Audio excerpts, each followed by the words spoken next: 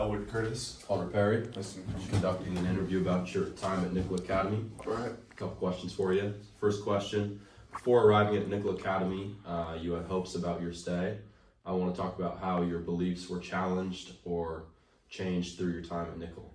So my hope sparked from Martin Luther King and his speeches, and that hope stuck with me through most of the Nickel Academy. But I came into hard struck when I was put in solitary confinement because it really challenged my beliefs. And as MLK said, to love your enemy. I found it really hard to love my enemy throughout those times because it was my enemy who was abusing me and just putting me through hell and back.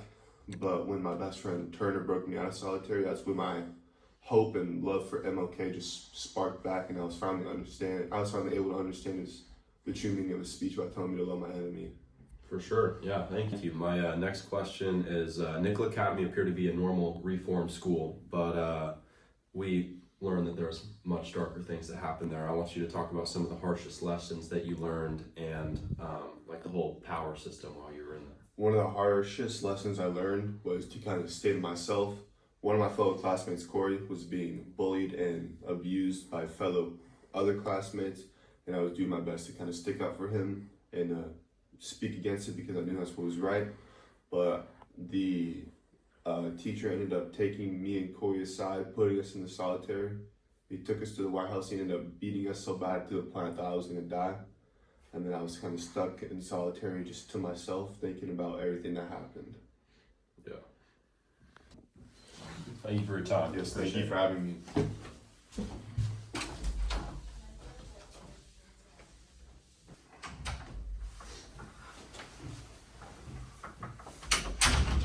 Turner, nice to meet you. I got a couple questions. So looking back, what were your first impressions of Nickel Academy and how did they change as time went on? When I first got there, I assumed it was just gonna be like any other juvenile institute. They'd teach me how to be a better person, put me in some classes, educate me, and then go back out in the world as a reformed person and, be able to contribute to society. But after I spent a while there, I noticed it was a lot worse. There was times we'd get beatings, there we would get mistreated, different housing, and food was bad, education sucked, they didn't bother to put any effort into it. I noticed a lot of my friends would go missing too. It was pretty well assumed that they all were dying. Another question for you. Do you feel like your ability to turn a cold shoulder while at Nickel Academy was the reason that you survived and Elwood didn't? Yeah. I feel like Elwood, during his stay at Nickel Academy, was kind of too stuck in his ideology of Martin Luther King. He believed too much in doing the right thing and loving your enemy.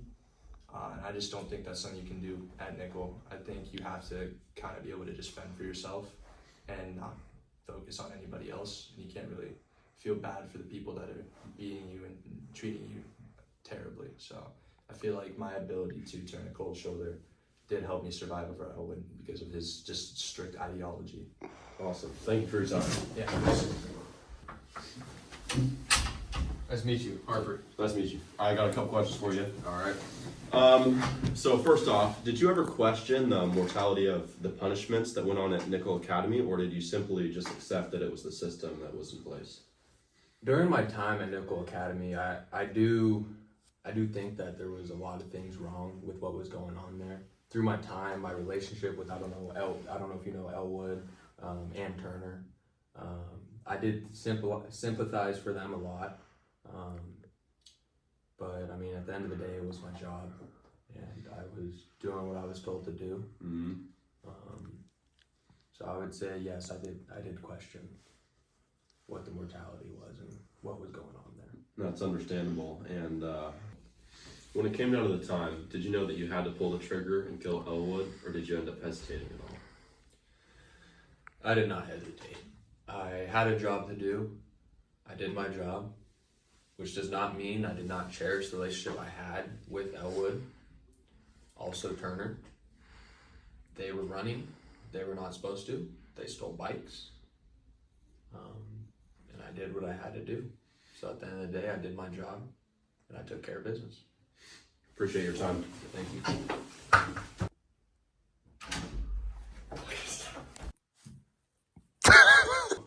When it came down to the time, dude, you started way too soon, bro. When it came down to the time, did you know that you had to pull the trigger and kill Elwood, or did you hesitate at all? word.